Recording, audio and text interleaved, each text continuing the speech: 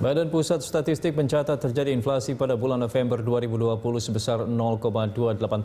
Angka tersebut lebih tinggi dari inflasi pada November 2019 yang hanya 0,14%. Deputi Bidang Statistik Distribusi dan Jasa BPS Setianto mengatakan kenaikan harga sejumlah pangan telah memicu terjadinya inflasi pada November 2020 sebesar 0,28%. Salah satu penyebab terjadinya kenaikan harga itu adalah pasokan yang terganggu karena musim hujan.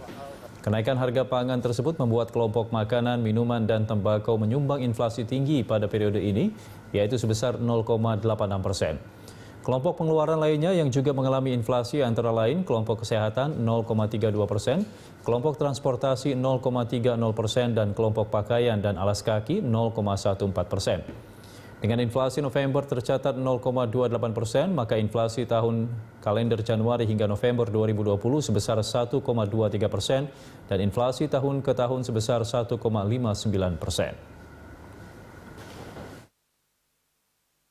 Inflasi Indonesia di bulan November 2020 ini sebesar 0,28% man-to-man. Jadi kalau kita bandingkan dengan bulan lalu. Kemudian kalau inflasi untuk tahun kalender yaitu November 2020 dibandingkan dengan Desember 2019 itu mengalami inflasi 1,23%.